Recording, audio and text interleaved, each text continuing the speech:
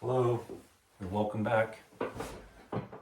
So we're taking a look at the book of Hebrews and how I'm proposing that it's a description of the great falling away. In our last video, I told you I'd try to bring out one of the reasons I felt like the Jewish people were falling away during this time. Obviously, there's a lot of encouragement happening by Paul, or the writer of the book of Hebrews. And I would say, just by the enormous amount of information that's dedicated to the priesthood of Christ, I think that the Jewish people there were struggling with that point. I mean, they're under severe suffering. They're being persecuted by the traditional Jews. The Christian Jews are being martyred. The apostles are being martyred.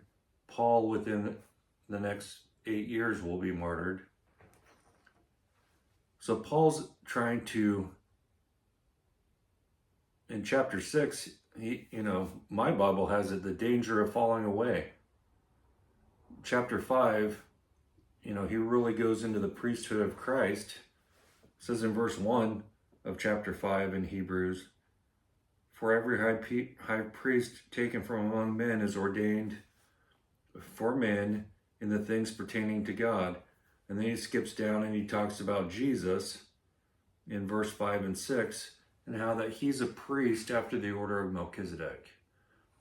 So what confusion could there possibly be about Jesus being the high priest?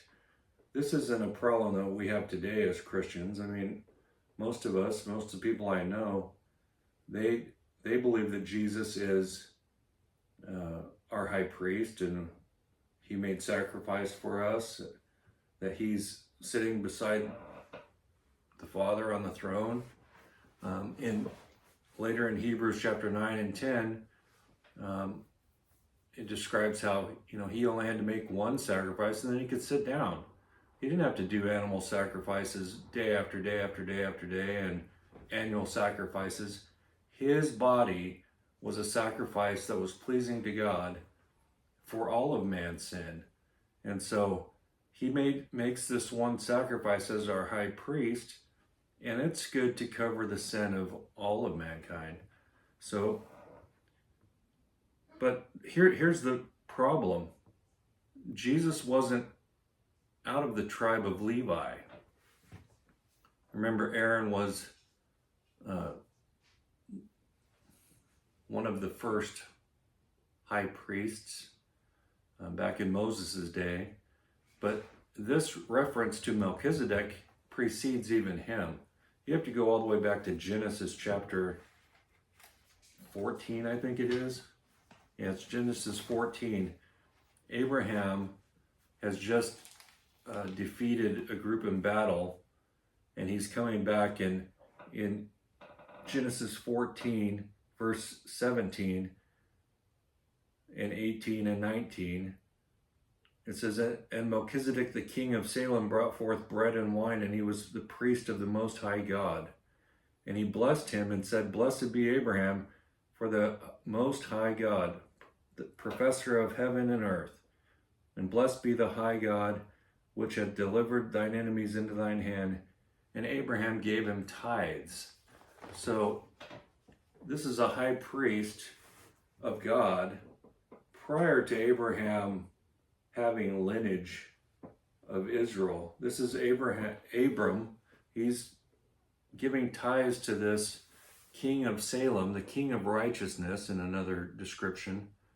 Salem, so in Psalms chapter 76, we can see that Salem is actually where Jerusalem is going to be based. It's where the tabernacle was to be built. So this ancient man of God, Melchizedek, some say he was Shem, one of Noah's sons. The book of Enoch that was left out of the Catholic canon describes him as Noah's brother's wife's child. And in that description, I think Noah's brother Nur, his wife died in childbirth, and Noah and his brother went in to bury her, and they found this fully developed child sitting there speaking to them and blessing the Lord. And that's the description of the miraculous birth of Melchizedek.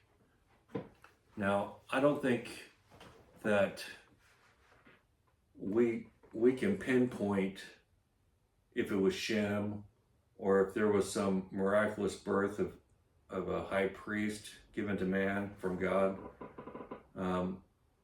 It doesn't really matter because he's mentioned in the Old Testament. He's a real being because Abraham offered him tithes, and that's Abraham identified him and respected the fact that he was appointed from God, and he offered him tithes after his victory.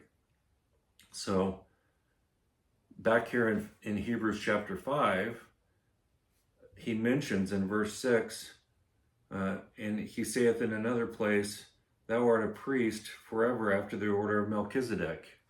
And that's a direct quote from Psalms 110, which is it's a very short psalm. Why don't you read Psalm 110? It sure sounds like Jesus sitting at the right hand of God with his enemies beneath his footstool, and he's after the order of Melchizedek. He's our high priest.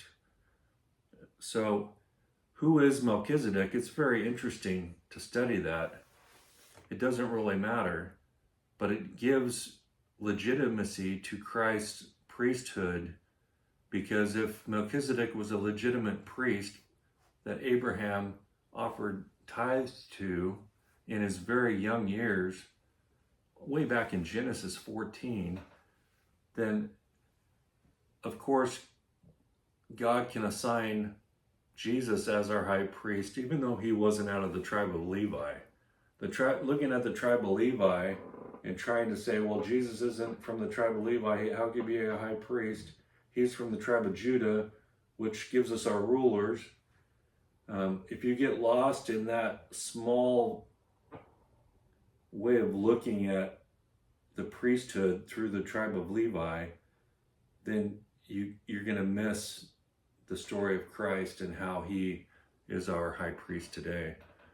I mean, he's after the order of Melchizedek. He mentions it there in verse 6 of Hebrews chapter 5.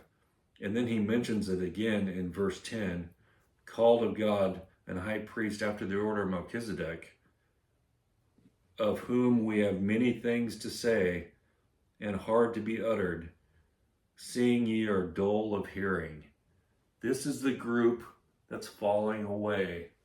They don't want to hear it. They don't want to hear about Melchizedek. They're just thinking in a small scope of things of the tribe of Levi, and the suffering and the persecution, it gives them an exit, a way to fall away from the group that's the Christian people. And Paul sure does go through, from chapter 4 through chapter 10, a lot of information about the priesthood of Jesus Christ.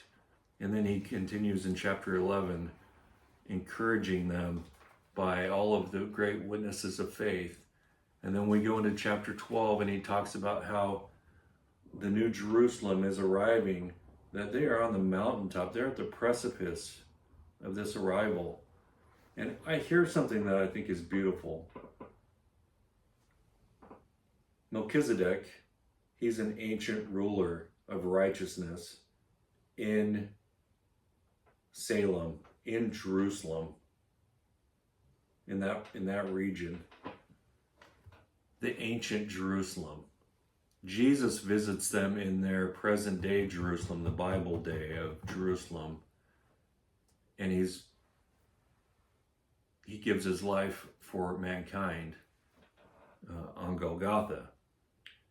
But Jesus would return with a new Jerusalem, one that's not built with hands, one that can't be destroyed by man, one that can't be, you can't have the priesthood dirtied by the sins of mankind. It's something that's his and his alone, and it's his forever.